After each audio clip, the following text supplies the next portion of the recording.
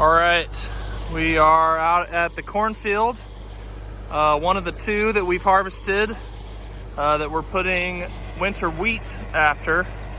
I'm currently filling the air seeder with wheat seed. And then I'm gonna go to the next field. This field is done, as you can tell.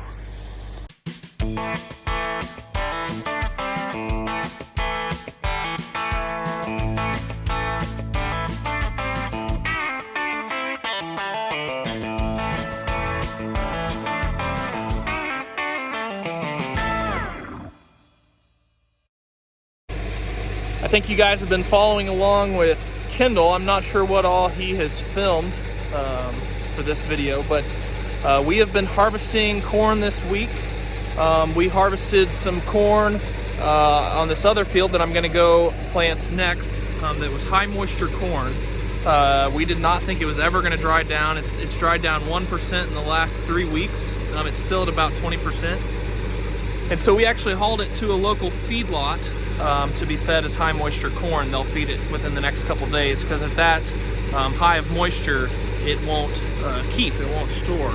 We don't really usually have any trouble with corn drying down as it's like 90, it was supposed to be 95 degrees today. I think it's cooling off here at the end of the day.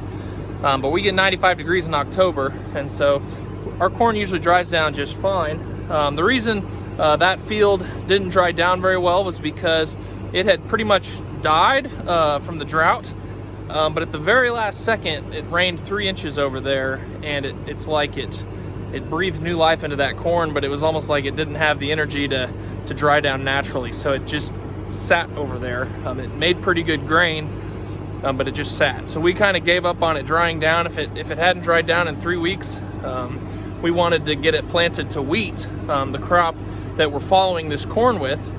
And we want to plant that on time, and there's a chance of rain tomorrow. And so that's what we're doing today, is following the corn with planting winter wheat. 70% chance of rain tomorrow. That'd be a great thing to sprout this wheat, and then to get some moisture in the soybean ground that we're also going to plant wheat on. We plant wheat after corn, after soybeans, and then sometimes we'll do wheat after wheat. Like the last couple vlogs you guys saw, that one millet field where we'd done wheat that was harvested this June. We planted millet, we harvested that for hay, and then we're going back to wheat. So that's kind of some of our crop rotations that we do. Tonight I should get done with the other 80 that we have, which would get all of our wheat acres planted that we could, which would be really good for this time of year and before this rain. We'll still have those wheat acres after beans, but we haven't cut any beans yet. Kind of been a weird year for soybean harvest as well. The soybeans have not dried down very well. I can't really explain it. It's been really hot in September, and I can't really explain why it's taken so long for the crops to ripen. All right, got the seed loaded up in there. I switched the auger from the front tank to the back tank, and now I'm going to put some fertilizer in there. We use our tandem truck to haul the fertilizer.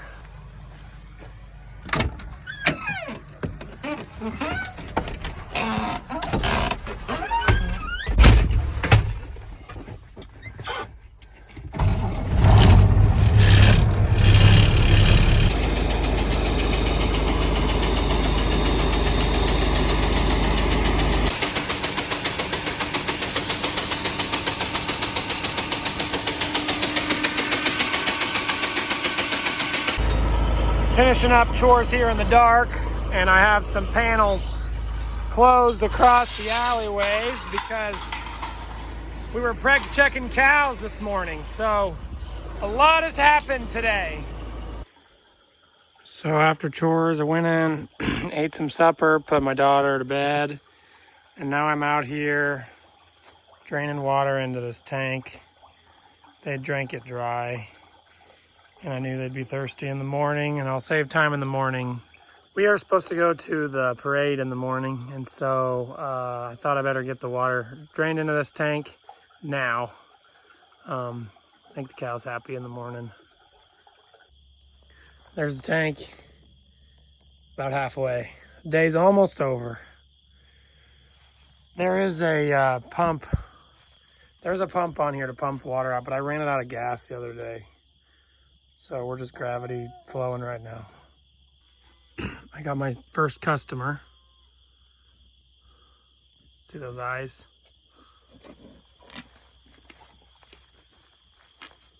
You can't see her, but there's one drinking. See ya, cows. Thanks for watching me finish my day, everybody. And a real fire. And a real fire. My goodness. I can't believe they have a real fire.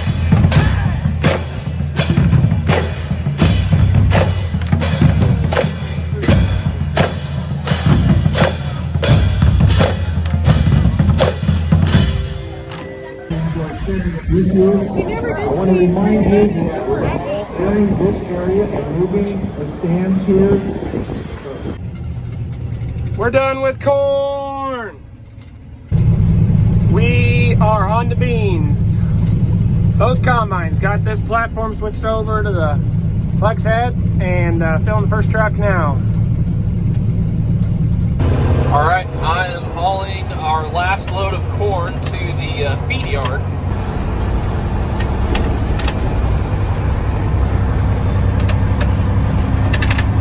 This is a Tiffany Cattle Company located over by Marquette, Kansas. So it was about a 20-minute drive over here. Sorry, this road is so bad, it's noisy.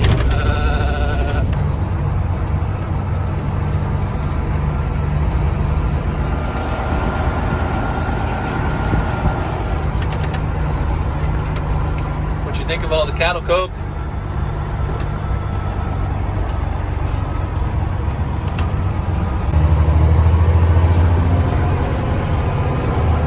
Go dump in this pit right here. This is their high moisture corn pile over here. What do you think of all those cattle?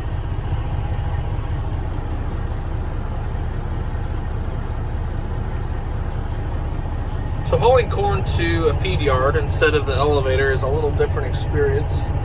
There's typically just one pit.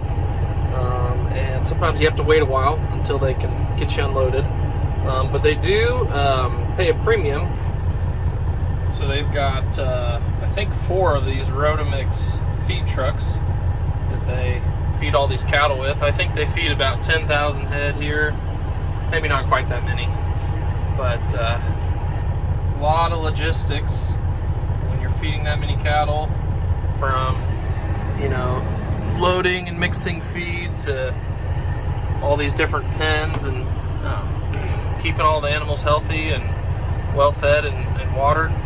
Sometimes people like to criticize larger feed yards, saying that you know, the animal welfare is not as good as, you know, smaller family farms, but that's not necessarily true. A lot of times these bigger feed yards, you know, they have more employees, they're better organized. They kind of have the economy of scale thing going on, to where, from my experience touring larger feed yards, I think the animals are better cared for in some cases, just simply because everything is so much more organized. The animals are getting a precise ration. They're getting everything they need nutritionally. They've got shade, they've got water, and they're constantly being checked on. I've seen people riding horses through these pens, constantly checking on these cattle, making sure that they're doing fine. And I think that's a misconception in agriculture, is that large feedlots or feed yards don't take as good of care of animals. On our farm, we feed about 1,000 head of cattle at a time, and you've seen kind of how big our feed piles and all of our logistical stuff are. Well, in this case, you got to multiply it by 10 for this 10,000 head feed yard. And there are some feed yards and dairies in western Kansas that are, you know, 10,000 plus head of cattle. So then you're multiplying it by 100. And so you got to be incredibly smart and efficient and logistically sound to operate a feed yard of this size. And I think it's a really neat thing. I love getting to see these up close and getting to tour some of these larger feed yards.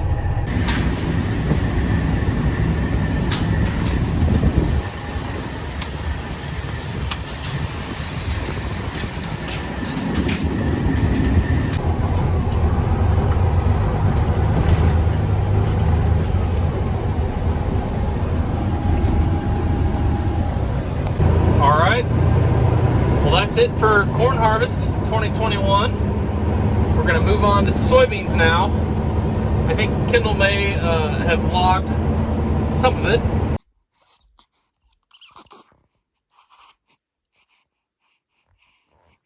What do you have to say about that?